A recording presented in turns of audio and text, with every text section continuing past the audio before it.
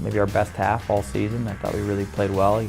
Limited Tampa chances. We had a lot of chances. So it was just one of those situations where, it hurt more because you definitely should have deserved to come off the field at least tied, if not up a couple goals.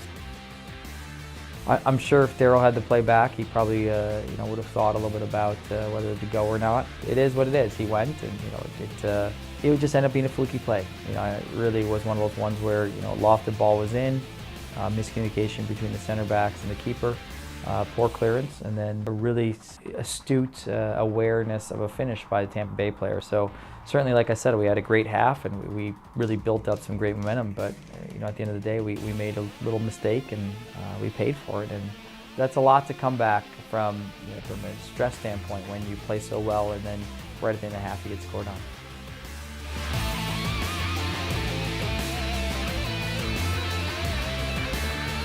Everybody involved in that play, even off the ball, there's some guys that made some nice runs to clear space that really got them stretched. And then, Simone made a nice touch, head up, and really between Michael making a nice run in behind the defense and the type of ball where Simone put it in a position where the goalie thought maybe he could get it, maybe not. So he came out and he was a little bit out of position. And then, Mike's finish was clinical. It was just, top-notch sliding, great technique, and confidence is a huge part of finishing, and belief in yourself, and belief in your technique, and your belief in your composure when you're running 6, 7, 8 miles in a game, and you have to get your heart rate down and relax and have the proper technique to finish.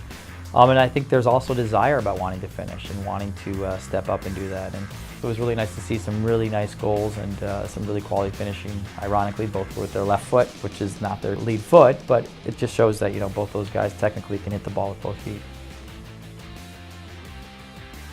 And people talk about this ebb and flow in soccer, and if you really see how the space opens up and there's overlaps and people are moving all different directions, it's a lot because instead of hockey where that line is stagnant, the line is moving, and the line is essentially, it's that last defender is basically a moving blue line of what you describe in a hockey game. You have to really have good movement offensively to deal with the offsides, and that's one of the beautiful things about soccer. It really creates nice movement, nice shape, both from a defensive standpoint, but also how to break a team down offensively.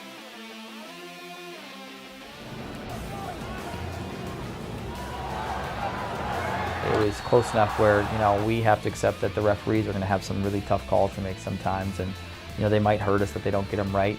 It was very close with the initial pass, and then it's close even to say who did it actually hit off, which it must be really hard for referees to see just right in that moment, like I said. So that play was one of those tough situations where you maybe want it to go your way, but it doesn't. So it was really nice to see, as much as it hurts talking about the loss, it was really nice to see some nice offensive movements. It was hard to take that, that offensive movement didn't lead to a victory and lead to more goals, or to figure out a way to come back.